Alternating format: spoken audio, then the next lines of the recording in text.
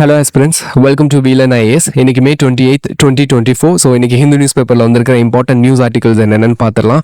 இந்த வீடியோவோட PDF note வந்து உங்களுக்கு வேணும் அப்படின்னா அது நம்மளோட டெலிகிராம் சேனலில் இருக்குது. அதுக்கான லிங்க் வந்து டிஸ்கிரிப்ஷனில் இருக்குது. ஸோ அதில் போய் டவுன்லோட் பண்ணிக்கோங்க. ஸோ இன்னைக்கு நியூஸ் பேப்பரோட ஃப்ரண்ட் பேஜ் எடுத்துட்டோம்னா அதில் இந்த பிக்சர் கொடுத்துருக்காங்க. ஸோ இது வந்து எதை பற்றினது அப்படின்னா ரீசெண்டாக பப்புவா நியூ கினியா கண்ட்ரியில் வந்து பார்த்தீங்க அப்படின்னா ஒரு மேசிவ் லேண்ட்ஸ்லைடு வந்து நடந்திருக்கு. அந்த லேண்ட்ஸ்லைடில் குறைஞ்சது 2000 பேராவது இறந்துருப்பாங்க அப்படின்னு சொல்லிட்டு அந்த கண்ட்ரி வந்து யுனைடெட் நேஷன்ஸ்க்கு வந்து ரிப்போர்ட் பண்ணியிருக்காங்க. இந்த இஷ்யூவை பொறுத்த வரைக்கும் இந்த லேண்ட்ஸ்லைட் இஷ்யூ வந்து இந்தியாவுக்கு வந்து ரொம்ப ஒரு கன்சர்ன். ஏன் அப்படின்னு பார்த்தீங்கன்னா India is also one of the top 5 country which are prone to landslides அப்படின்றது நமக்கு தெரியும். ஓகே, அப்போ நமக்கு வந்து பார்த்தீங்க அப்படின்னா பேசிக்காக இந்த லேண்ட்ஸ்லைட்னா என்ன, இதோட அசோசியேட்டட் இஷ்யூஸ் என்ன அப்படின்றது வந்து நமக்கு தெரியணும். ஃபர்ஸ்ட் வந்து பார்த்தீங்க அப்படின்னா நம்மளோட எர்த் இருக்கு இல்லையா, ஸோ எர்த்தை வந்து நம்ம டிஃப்ரெண்ட் லேயர்ஸாக பிரிப்போம், மேலேருந்து டீப் இன்சைடு வரைக்கும்.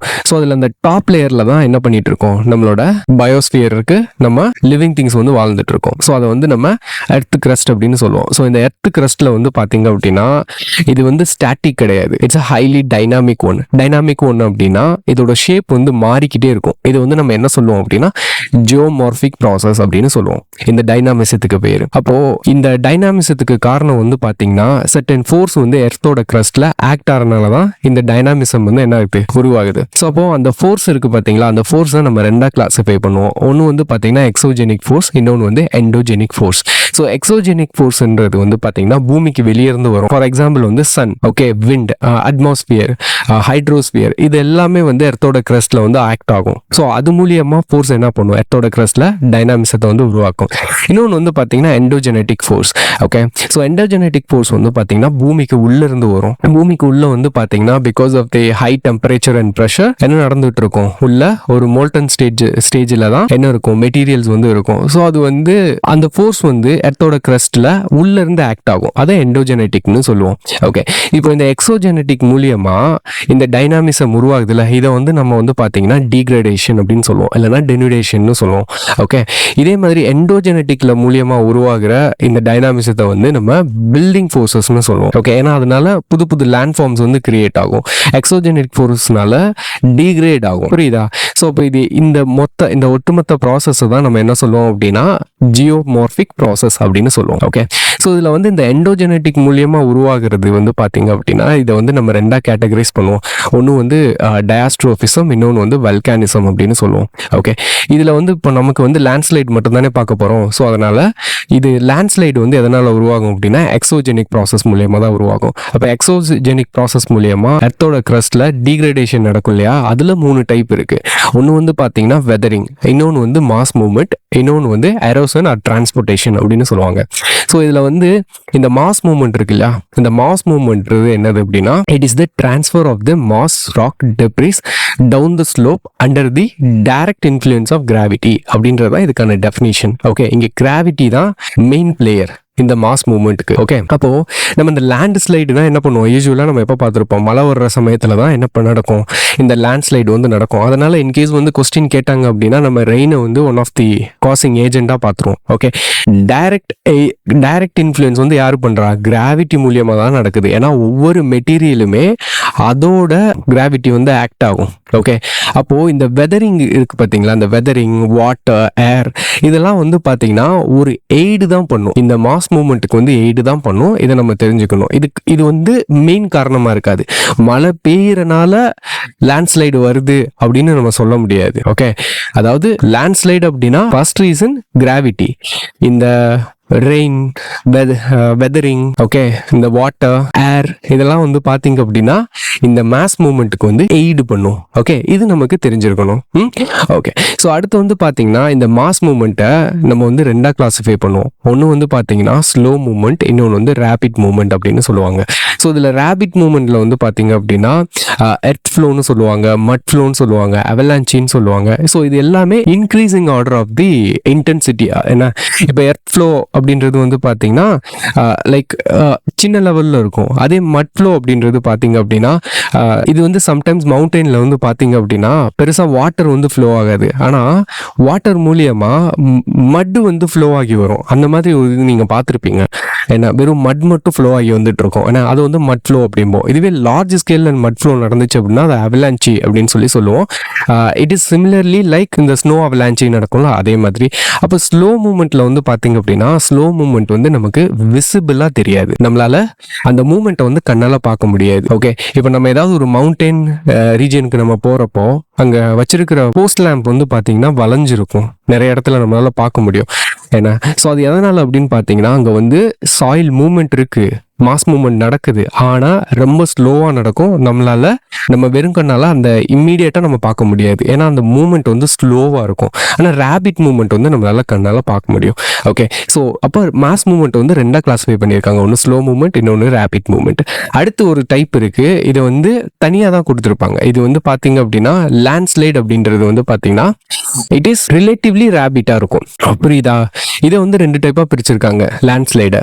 ஒன்று வந்து பார்த்தீங்க அப்படின்னா ஸ்லம்ப்பு, இன்னொன்று வந்து ராக் ஸ்லைடு அப்படின்னு சொல்லிட்டு. ஓகே, ஸ்லம்புன்றது வந்து பார்த்தீங்கன்னா ஒன் ஆர் மோர் ராக் டெப்ரிஸ் வந்து என்ன ஆகும், ஒரு ஸ்லோப்பில் வந்து கீழே கிராவிட்டியோட இன்ஃப்ளூயன்ஸ்னால கீழே வர்றது ஸ்லம்ப் பண்ணுவோம். ராக் ஸ்லைடு அப்படின்றது வந்து பார்த்தீங்கன்னா ஒரு சிங்கிள் ராக் வந்து மேலே இருந்து பயங்கர இம்பாக்டாக கீழே வர்றது. ஓகே, ஸோ அப்போ இதுதான் வந்து பார்த்தீங்கன்னா மாஸ் மூமெண்ட். இப்போ இந்தியாவை பொறுத்த வரைக்கும் பார்த்தீங்க அப்படின்னா இஸ்ரோ வந்து லேண்ட்ஸ்லைட் அட்லஸ் வந்து போன வருஷம் ரிலீஸ் பண்ணாங்க. அதனால இந்த சம்பவம் வந்து இந்த இஷ்யூ வந்து நமக்கு ரொம்பவுமே முக்கியம். ஸோ இந்த லேண்ட்ஸ்லைட் அட்லஸில் வந்து பார்த்தீங்கன்னா லைக் 1998 இருந்து 2022 வரைக்கும் உள்ள டேட்டாவை கேதர் பண்ணி இந்த லேண்ட்ஸ்லைட் அட்லஸ் வந்து கிரியேட் பண்ணியிருக்காங்க. ஓகே, இதில் முக்கியமாக ஒரு 3 ரீஜன், அதாவது north western region of the Himalaya, north eastern region of the Himalaya and the part of western Ghats. So இங்கே தான் வந்து பார்த்தீங்க அப்படின்னா நமக்கு அதிகமாக வந்து லேண்ட்ஸ்லைட்ஸ் வந்து ரெக்கார்ட் ஆகிருக்கு. ஓகே, இப்போ இதை வந்து நம்ம ஸ்டேட்ஸ் வைஸ் நம்ம பார்த்தோம் அப்படின்னா மிசோரமில் தான் அதிகமான லேண்ட்ஸ்லைட் ஈவெண்ட்ஸ் வந்து நடந்திருக்கு. ஓகே, அப்போ இந்த இன்ஃபர்மேஷன் வந்து நமக்கு தெரியணும். ஓகே, ஸோ அப்போது மிசோரம், ஸோ அந்த மாதிரி ஒவ்வொரு ஸ்டேட்டும் நம்பர் ஆஃப் இன்சிடென்ட்ஸ் வந்து கிளாஸிஃபை பண்ணியிருக்காங்க. அதே மாதிரி நான் ஃபஸ்ட்டு சொன்ன மாதிரி இந்தியா வந்து பார்த்தீங்கன்னா இட்ஸ் டாப் 5 லேண்ட்ஸ்லைட் ப்ரோன் கண்ட்ரீஸில் இந்தியாவும் ஒரு கண்ட்ரி. ஏன்னா அண்ட் இந்த இஸ்ரோவோட டேட்டாவில் வந்து பார்த்தீங்கன்னா என்ன சொல்லியிருக்காங்க அப்படின்னா every 100 square kilometre in India there is a 1 death because of the landslide அப்படின்ற டேட்டா கொடுத்துருக்காங்க. ஓகே, அண்ட் வந்து பார்த்தீங்கன்னா இந்தியாவில் லேண்ட்ஸ்லைட் வர்றதுக்கு மெயினான காரணம் வந்து பார்த்தீங்கன்னா ரெயின்ஃபால் வேரியபிலிட்டி. சரி, நான் ஃபஸ்ட்டு சொன்ன மாதிரி தான், அதாவது லேண்ட்ஸ்லைட் நடக்கிறதுக்கு காரணம் வந்து கிராவிட்டி தான். ஓகே, ரெயின்ஃபால் வந்து என்ன பண்ணும், அதை எய்டு பண்ணும். ஓகே, இந்தியாவில் அதிகமாக லேண்ட்ஸ்லைட் நடக்கிறதுக்கு காரணம் ரெயின்ஃபால் வேரியபிலிட்டி அந்த லேண்ட்ஸ்லைடை எய்ட் பண்ணி இன்டியூஸ் பண்ணனால தான். ஓகே, அப்போ இதுதான் சிங்கிள் பிக்கஸ்ட் காஸ். ஓகே, அந்த டேட்டா கொடுத்துருக்காங்க. அடுத்து வந்து பார்த்தீங்க அப்படின்னா இன்னொரு இந்த அட்லஸோட டேட்டா வச்சு நம்ம பார்க்குறப்போ நமக்கு சில இம்பார்ட்டன்ட் கீ இன்சைட்ஸ் வந்து நம்ம எடுத்துக்கணும். ஓகே, ஸோ இப்போ இதில் வந்து பார்த்தீங்க அப்படின்னா அதிகமாக லேண்ட்ஸ்லைட்ஸ் எங்கே ரெக்கார்ட் ஆயிருக்கு அப்படின்னா நார்த் வெஸ்டர்ன் ஹிமாலயஸ். அதாவது அதிகமாக லேண்ட்ஸ்லைட் ரெக்கார்ட் ஆயிருக்கிற ஸ்டேட் வந்து மிசோரம், நார்த் ஈஸ்டர்ன் ஹிமாலயாவில் இருக்குது. ஆனால் அதிகமாக லேண்ட்ஸ்லைட் ரெக்கார்ட் ஆயிருக்கிற ரீஜன் வந்து பார்த்தீங்கன்னா 66.5% நார்த் வெஸ்டர்ன் ஹிமாலயாஸ் தான் டாப்பில் இருக்குது. அதுக்கடுத்து நார்த் ஈஸ்டர்ன் ஹிமாலயாஸ் வந்து செகண்ட். அதுக்கடுத்து வந்து பார்த்தீங்கன்னா 14.7% வெஸ்டர்ன் காட்ஸ் வந்து இருக்குது. ஓகே, இப்போது இதெல்லாம் வந்து ஃப்ரீக்வெண்ட்டாக நமக்கு வந்து இந்தியாவில் வந்து பார்த்தீங்கன்னா லேண்ட்ஸ்லைட்ஸ் வந்து நடக்கிற ஏரியா தான், ப்ரோன் ஏரியா தான். ஆனால் இதில் இன்னொரு இம்பார்ட்டண்ட் இன்சைட்ஸ் என்ன கொடுத்துருக்காங்கன்னா சில ஸ்டேட்ஸ், சில சிட்டிஸை வந்து highly prone to landslide and alarming ஸ்டேட்ஸாக கிளாஸிஃபை பண்ணியிருக்காங்க, அலார்மிங் பிளேசஸாக. ஸோ அதில் வந்து பார்த்தீங்க அப்படின்னா கேரளாவில் எர்ணாகுளம், திருச்சூர், ஸோ இந்த மாதிரி சில ஊரெல்லாம் வந்து பார்த்தீங்க அப்படின்னா ஹைலி ப்ரோன் டு லேண்ட்ஸ்லைட் அப்படின்றது, அதாவது அலார்மிங் பிளேசஸ் அப்படின்னு சொல்லி கிளாஸிஃபை பண்ணியிருக்காங்க. ஆனால் இதில் இன்னொரு கீ இன்சைட் வந்து நமக்கு கிடைச்சிருக்கு. என்ன அப்படின்னு பார்த்தீங்கன்னா தமிழ்நாடு இருக்கு இல்லையா, தமிழ்நாடு வந்து இந்த 1998 2022 வந்து பார்த்தீங்கன்னா 690 லேண்ட்ஸ்லைட்ஸ் வந்து ரெக்கார்ட் ஆயிருக்கு, இன்சிடென்ட் வந்து ரெக்கார்ட் ஆயிருக்கு. ஆனால் இந்த 690ல் 603 வந்து பார்த்தீங்கன்னா 2018 மட்டும் ரெக்கார்ட் ஆயிருக்கு. ஓகே, ஏன்னா 2018 வந்து பார்த்தீங்கன்னா ஒரு புயல் வந்துச்சு கேரளாவில். ஓகே, ஸோ அந்த சமயத்தில் வந்து பார்த்தீங்கன்னா அதிகமான லேண்ட்ஸ்லைடு வந்து நம்மளோட தமிழ்நாடு சைடில் வந்து ரெக்கார்ட் ஆயிருக்கு. ஓகே, இந்த இன்ஃபர்மேஷன் வந்து நமக்கு தெரியணும். ஓவராலாக இந்தியா லெவலில் பார்த்தோம்னா நம்ம டாப் 5 கண்ட்ரியில் இருக்கோம். ஓகே, இந்த இன்ஃபர்மேஷன் நமக்கு தெரியணும். ஸோ அதனால இந்த இஷ்யூ வந்து நமக்கு ரொம்ப முக்கியம்.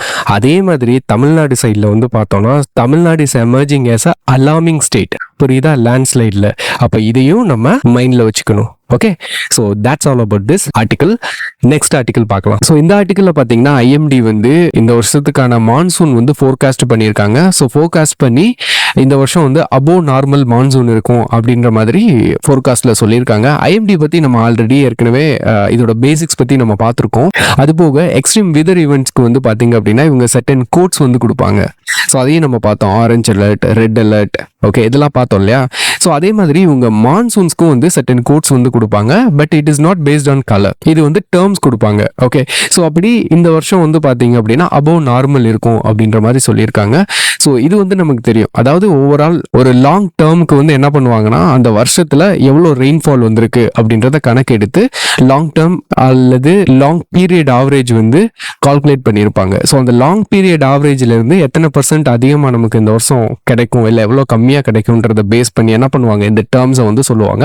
ஸோ அப்படி நார்மல் அப்படின்னு இவங்க ஃபோர்காஸ்ட் பண்ணாங்க அப்படின்னா அந்த லாங் பீரியட் ஆவரேஜ்ல இருந்து 96% to 104% இருந்துச்சுன்னா அது நார்மல். ஓகே, அதே மாதிரி அந்த லாங் பீரியட் ஆவரேஜ்ல இருந்து 90% to 96% இருந்துச்சுன்னா that is below normal. And above நார்மல்ன்றது வந்து பாத்தீங்கன்னா லாங் பீரியட் ஆவரேஜ்ல இருந்து 104 to 110% இருந்துச்சு அப்படின்னா that is above normal.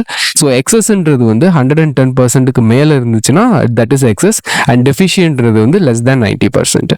Okay, so இந்த டேர்ம்ஸ் வந்து நமக்கு தெரியணும். அப்புறம் ரீசெண்டாக வந்து பார்த்தீங்கன்னா ஃபினான்ஸ் மினிஸ்டர் வந்து ஒன்று சொல்லியிருந்தாங்க இல்லையா, நம்ம வந்து குளோபல் சுச்சுவேஷனுக்கும் நம்ம பார்த்து பயப்பட வேணாம், ஏன்னா நமக்கு வந்து மான்சூன் வந்து பார்த்தீங்க அப்படின்னா நார்மலாக இருக்க போகுது. ஸோ அதனால இந்த ஃபுட் இன்ஃப்ளேஷன் பற்றிலாம் நமக்கு பயப்பட வேணாம், இந்தியாவில் நம்ம வந்து சமாளிச்சிரும் அப்படின்னு சொல்லியிருந்தாங்க இல்லையா. அவங்க சொன்ன மாதிரி தான் இது வந்து அபோவ் நார்மலில் வந்து இருக்கு, நம்மளோட மான்சூன் வரும்னு எதிர்பார்க்கலாம். Okay, so that's all about this article.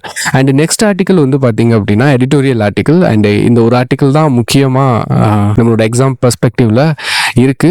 So இதில் வந்து பார்த்தீங்க அப்படின்னா நம்ம ஆல்ரெடி இந்த இஷ்யூவை பற்றி நம்ம நிறைய பார்த்துட்டோம். ஓகே, ஸோ அதனால இதோட பேசிக்ஸ்லாம் எக்ஸ்பிளைன் பண்ணணும்னு அவசியம் இல்லை. அண்ட் இந்த ஆர்டிக்கிளில் ஸ்பெசிஃபிக்காக என்ன சொல்லியிருக்காரு ஆத்தர் அப்படின்றத நான் சொல்லிடுறேன். ஃபர்ஸ்ட் வந்து பார்த்தீங்க அப்படின்னா இந்த இந்தியா ஈரானோட ரிலேஷன் இருக்கு பார்த்தீங்களா, இதில் சேலஞ்சஸ் இருக்கு. ஓகே, நிறைய சேலஞ்சஸ் இருக்கு. அண்ட் இந்த சாபஹார்லையும் பார்த்தீங்க அப்படின்னா வி ஹேவ் இந்த போர்ட்டை வச்சு நமக்கு நிறைய ஆப்பர்ச்சுனிட்டிஸ் இருக்கு ஏன்னா.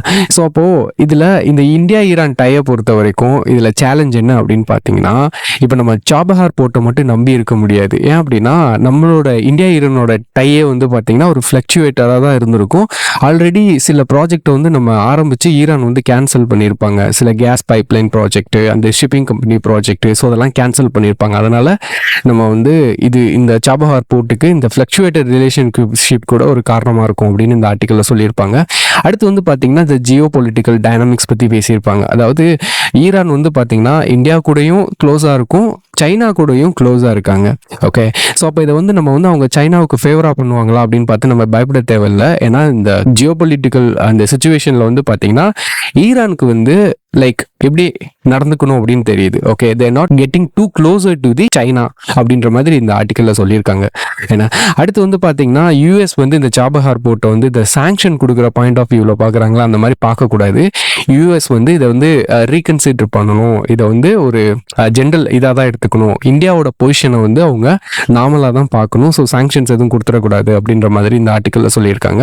அண்ட் இதில் வந்து 2 சொல்யூஷன் கொடுத்துருக்காரு. என்ன அப்படின்னா ஒன்று வந்து இந்தியா ஈரான் ரிலேஷன்ஷிப்பை பொறுத்த வரைக்கும் இந்த சாபஹார் போர்ட்டை வச்சு நம்ம மெயினாக நம்ம வந்து என்ன பண்ணக்கூடாது, நம்மளோட ரிலேஷன்ஷிப்பை நகர்த்தக்கூடாது. ஓகே, ஏன்னா இன்னும் அதர் விஷயத்துல தான் நம்ம வந்து நம்ம ஃபோக்கஸ் பண்ணணும் அப்படின்னு இந்த ஆத்தர் சொல்லியிருக்காரு. அதுக்கடுத்து வந்து பார்த்தீங்கன்னா யூஎஸ் வந்து என்ன பண்ணணும், அவங்க வந்து இந்த சாபஹார் போர்ட் இந்த இந்தியா ஈரான் ரிலேஷன்ஷிப்பை வந்து ஒரு அக்கமடேட்டிவ் ஸ்டான்ஸில் தான் அவங்க பார்க்கணும். ஏன்னா ஏன் அப்படின்னா இந்த சைனா ரஷ்யா கன்சிடரேஷன் அண்ட் இதெல்லாம் வச்சு யூஎஸ் வந்து என்ன பண்ணணும், இது வந்து ஒரு அக்கமடேட்டிவ் ஸ்டான்ஸை தான் இதில் எடுக்கணும் அப்படின்னு சொல்லி ஆத்தர் சொல்லியிருக்காரு. So that's all about this article. And இன்னைக்கோட லாஸ்ட் ஆர்டிக்கல் வந்து பார்த்தீங்கன்னா எதை பற்றினதுன்னா யூக்கலிப்டஸ் பிளான்ட்டை பற்றினது. ஸோ இதில் வந்து பார்த்தீங்கன்னா இதில் வந்து கேரளாவில் வந்து பார்த்தீங்கன்னா இந்த யூக்கலிப்டஸ் பிளான்ட்டை வச்சு ஒரு கண்ட்ரவர்சி போயிருக்கு. என்ன அப்படின்னா கேரளா கவர்மெண்ட் வந்து order to plant more eucalyptus in a forest area. Okay, அதுக்கு அகேன்ஸ்டாக வந்து ஆக்டிவிஸ்ட் வந்து இது பண்ணியிருக்காங்க. ஸோ அது ரிலேட்டடான ஆர்டிகல் தான். இப்போ இந்த யூக்கலிப்டஸ்ன்றது இருக்கிறது பார்த்தீங்களா, இந்த யூக்கலிப்டஸ் அப்படின்றது வந்து இந்தியாவில் உள்ள ஒரு ஸ்பீசஸ் கிடையாது, நேட்டிவ் ஸ்பீசஸ் கிடையாது. இது வந்து ஒரு எக்ஸாட்டிக் ஸ்பீசஸ். எக்ஸாட்டிக் ஸ்பீசஸ் அப்படின்னா வேற ஒரு ஈகோ கிளைமேட்டிக் கண்டிஷன்ஸ்ல இருந்து நம்ம இதுக்கு வந்து இன்ட்ரடியூஸ் பண்ணப்பட்ட ஒரு பிளான்ட். ஓகே, ஸோ இதை வந்து பார்த்தீங்க அப்படின்னா இதை நம்ம ஏலியன் ஸ்பீசஸ்னு கூட சொல்லலாம். ஏன் அப்படின்னு பார்த்தீங்கன்னா இது வந்து மெயினாக பார்த்தீங்கன்னா அதர் ஸ்பீசஸை வந்து க்ரோ பண்ண விடுறதில்ல. ஓகே, ஸ்பேசஸை வந்து பிளாக் பண்ணி இது வளர்ந்துக்கிறோம். ஏன்னா இதனால அதர் ஸ்பீசஸ் வந்து வராது. ஏன்னா அது ஒரு கன்சர்ன். அப்புறம் வந்து பார்த்தீங்கன்னா வைல்ட் லைஃப், முக்கியமாக வந்து எலஃபென்ட்டுக்கு வந்து பார்த்தீங்கன்னா அதால் மூவ் பண்ணி போக முடியாது. பாதையெல்லாம் வந்து இந்த பிளான்ட் க்ரோ ஆகி அடைச்சிரும்.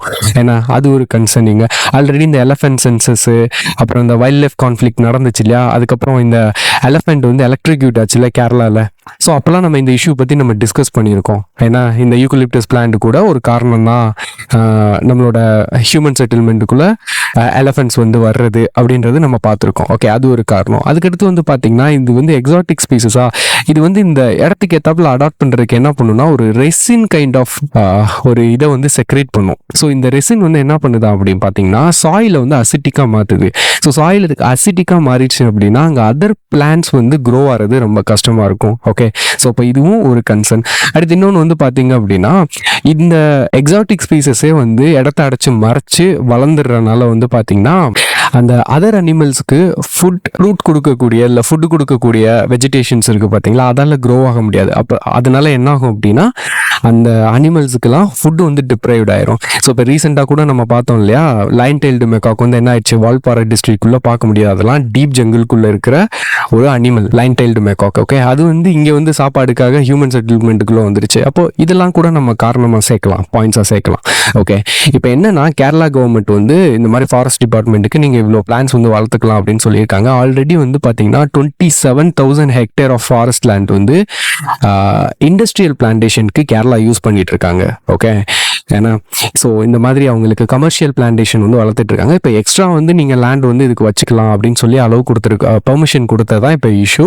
ஏன் அப்படின்னு பார்த்தீங்கன்னா ஆல்ரெடி கேரளா கவர்மெண்ட் வந்து ஈகோ ரீஸ்டோரேஷன் பாலிசியை வந்து இம்ப்ளிமெண்ட் பண்ணியிருக்காங்க. அதாவது இந்த இண்டஸ்ட்ரியல் பிளான்டேஷனை குறைச்சி நார்மல் ஃபாரஸ்ட்டை வந்து ரீக்ரோ பண்ணணும் அப்படின்றது தான் ஈகோ ரீஸ்டோரேஷன் பாலிசி.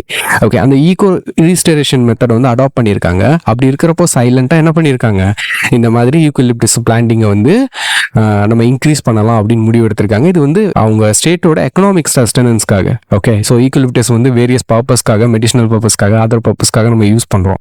ஸோ அப்போ இதில் எக்கனாமிக் இம்பார்ட்டன்ஸ் இருக்கிறனால ஏலியன் ஸ்பீசஸாக இருந்தாலும் பரவாயில்ல, நம்ம க்ரோ பண்ணலாம் அப்படின்னு முடிவு எடுத்தது வந்து இது கண்ட்ரோவர்சியை வந்து கிரியேட் பண்ணியிருக்கு. அதுதான் இந்த ஆர்டிக்கல். ஓகே, ஸோ இன்னைக்கு வந்து நம்ம ஹிந்து நியூஸ் பேப்பரில் வந்து இம்பார்ட்டன்ட் நியூஸ் ஆர்டிகல்ஸ்லாம் பார்த்தோம். அது போக சில ஆர்டிகல்ஸ் இருக்குது. இந்த டெல்லி ஹாஸ்பிட்டல் ஃபயர், ஏன்னா ராஜ்கோட் ஃபயர், இந்த மாதிரி சில இன்சிடென்ட்ஸ்லாம் கொடுத்துருக்காங்க. அதில் வந்து நான் வந்து இன்னும் அதிகமாக இன்னும் டீட்டெயில்டான ஆர்டிகல்ஸ் வந்து எடிட்டோரியல்ஸே வரும் அப்படின்னு எதிர்பார்க்குறேன். அது வந்து நமக்கு இன்னுமே நல்ல ஒரு கீ இன்சைட்ஸ் வந்து கொடுக்கும். ஸோ அந்த ஆர்டிக்கல் வர்றப்போ அந்த இன்சிடென்ட்ஸ்லாம் நம்ம கவர் பண்ணிடுவோம். அண்ட் இன்னைக்கு வீடியோ இதோட முடிஞ்சு. அண்ட் தேங்க்ஸ் ஃபார் வாட்சிங் கைஸ்.